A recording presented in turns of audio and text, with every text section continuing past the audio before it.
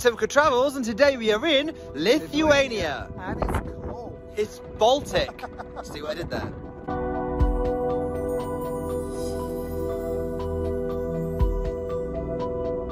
Lithuania is the southernmost of the Baltic states, bordering Latvia to the north, Belarus to the east, and Poland to the south, as well as the Russian exclave Kaliningrad. Vilnius is its capital, and the country is the largest Baltic state, but it is still one of the most sparsely populated in Europe, with only 2.6 million people living there. Any idea if it's pronounced Trakai or Trakai? No idea. For a linguist, I think that's pretty shoddy, Jeremy. I'll find out. At one stage, the Duchy of Lithuania was vast, spanning from the Baltic to the Black Sea, covering Belarus, Ukraine and a portion of Russia, almost as far as Moscow. Trakai Castle was at its heart, with successive kings alternately deciding to rule from within its walls or from nearby Vilnius. During the 15th century, the duchy was the largest state in Europe before merging with Poland in 1569, and then Russia invaded in 1792, absorbing Lithuania into its empire, marking the beginning of the country's uncomfortable relationship with its behemoth neighbour.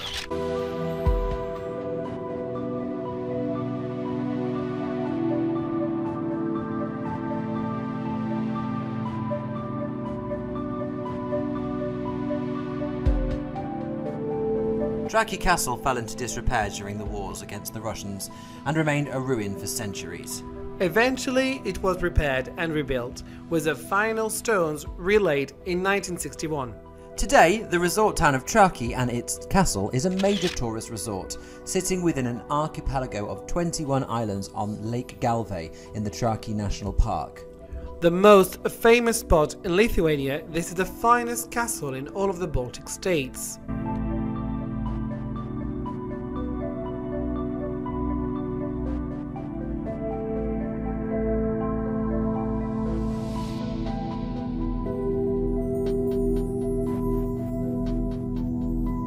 Much of Lithuania, like all three of the Baltic states, is flat and covered in pine forest. Because the country is so sparsely populated, this means that the forests are the perfect place to escape to if you want an isolated getaway or to get back to nature. What's happening? We are driving in a rental car on a forest road dirt track, like 15 miles from the Belarus border. There we are, north. North. No. North? North. North.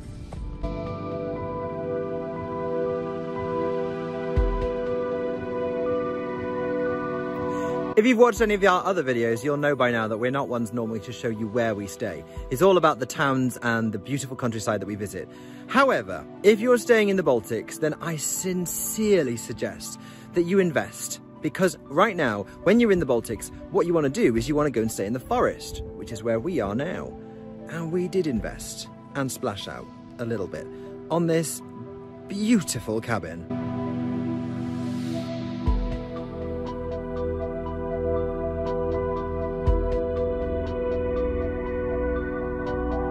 You can find secluded log cabins to stay in all over the country, but for the most authentic experience you should seek out an A-frame lodge, a style that re-emerged in the 1980s, echoing houses from approximately 500 AD. Regardless, this is glamping in its purest form. It feels strange to think that we are only 15 miles from the Belarusian border. 15 miles from a hostile country, a country that is currently siding with Russia in the Ukraine war, a country that thinks that Putin is the bee's knees. And here it's just so peaceful and tranquil and just lovely. And safe as well.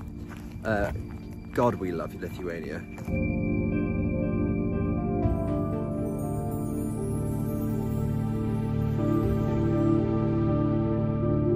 Is there anything living in these woods that we should be afraid of?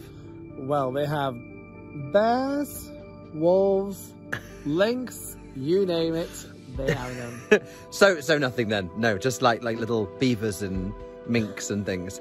Wolves? Wolves. Are you being serious? Bears. We're going to die. Lynx.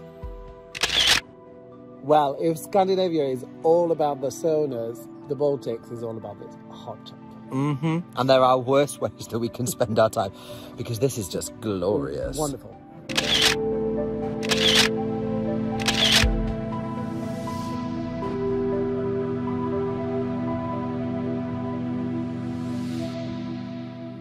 The next morning, and we're really sad to leave our treehouse behind, but we head to Lithuania's second city, Kaunas. There, we see the traditional emblem of the Duchy of Lithuania in its flags, statues, and everywhere else. Forget its red, green, and yellow stripes. Really, this medieval knight on horseback would make a much better flag. Selected as this year's European Capital of Culture, the city was temporarily the nation's capital during the interwar years when Vilnius was under Polish rule.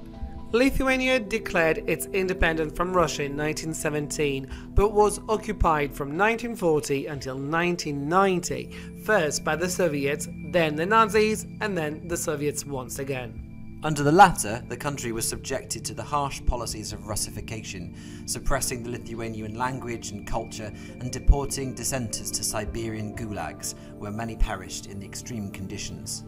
Since the fall of the USSR, Lithuania has become a member of the European Union, and its culture has become one of its most treasured and prized assets, which is most evident through the conservation of its cuisine.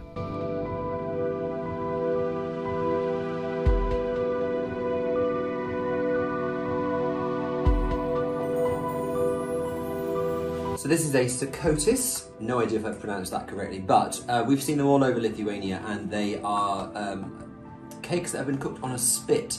And normally they're much, much bigger, but I found a small one that we could try. Here it goes.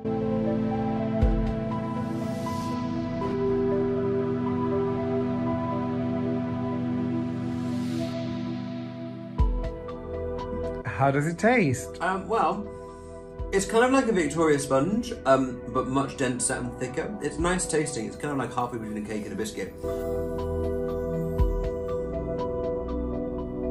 Finally, we head to Vilnius, Lithuania's underrated capital city. With a population of 600,000, Vilnius is the second largest city in the Baltic State and sits only 30 kilometers from the Belarusian border.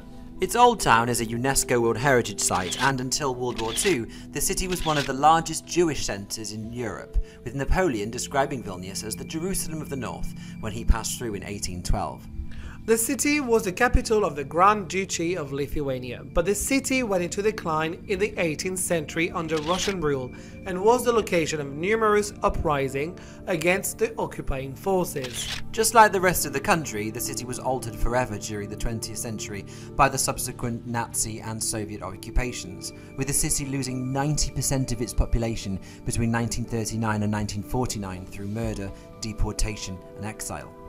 When Lithuania declared independence in 1990, it became the first Baltic state to do so, and the USSR's response was to send in troops to attempt to repress the final uprising against their control.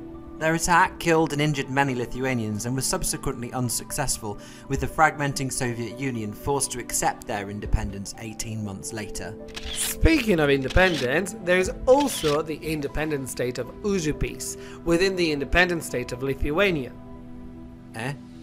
No, seriously, the district of Užupis, which is mostly populated by artists and bohemians, declared themselves independent republic in 1997 and has its own constitution, inscribed on metal tablets on a public street in multiple languages. But it's not like a real country, is it? Well, that depends on your definition of a country. I mean, Užupis is recognized by precisely no governments worldwide, but if they say they're independent, who are we to tell them otherwise? So this district is a independent republic? Correct, yeah. They declared themselves republic in 1999.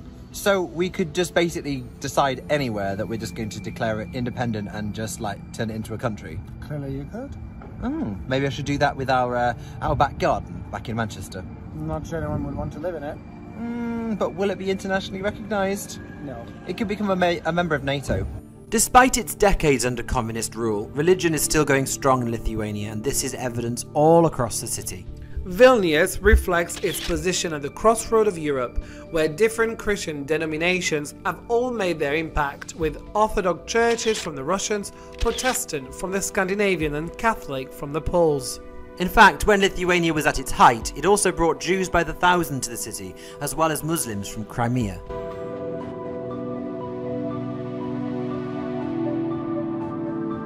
Vilnius served as European Capital of Culture in 2009, and it's a city that is absolutely still finding itself in Lithuania's post-Soviet era. I think it would be safe to say that we came to Vilnius with fairly low expectations, but we've been kind of pleasantly surprised, haven't we? Yeah, it's a winner. Yeah, we really like it. It's a lovely city. Lithuania is a beautiful country with a lot to offer. Whether it's dense forest, rolling countryside or medieval cities, you'll fall in love with this underrated country, just like we did. And we didn't encounter a single bear, or a wolf, or a lynx. Or a beaver.